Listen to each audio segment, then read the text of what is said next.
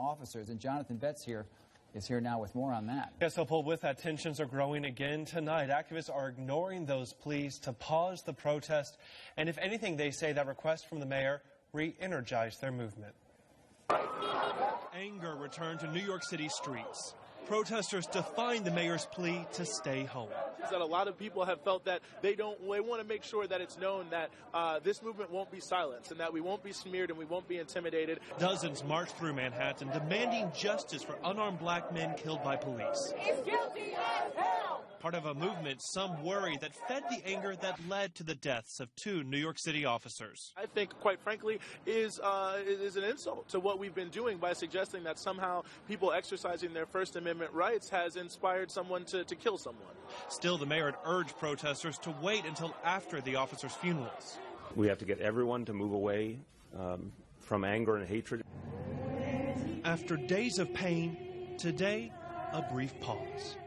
The mayor led a moment of silence at 2:47 p.m., the exact moment officers Rafael Ramos and Wenjin Liu were gunned down on Saturday. It's a time of pain for our city.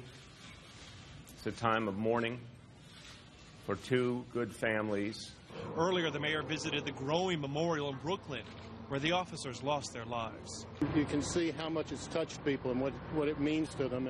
Flags are flying at half-staff across New York as the victims' families started sharing their deep pain.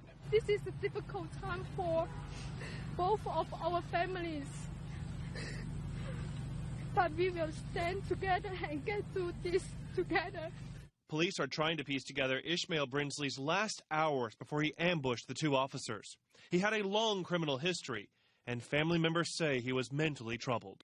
If you have emotional issues and you're constantly going in and out of jail, prison, and clearly something's wrong, he should have been offered help in the system, right? But he wasn't.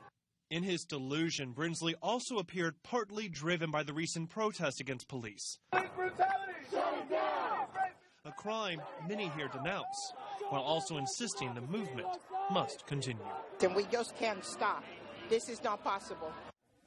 Vice President Joe Biden announced tonight he will be attending Officer Ramos's funeral this week, and services for that fallen officer begin, Paul, the day after Christmas. Wow. Jonathan Betts, thank you very much.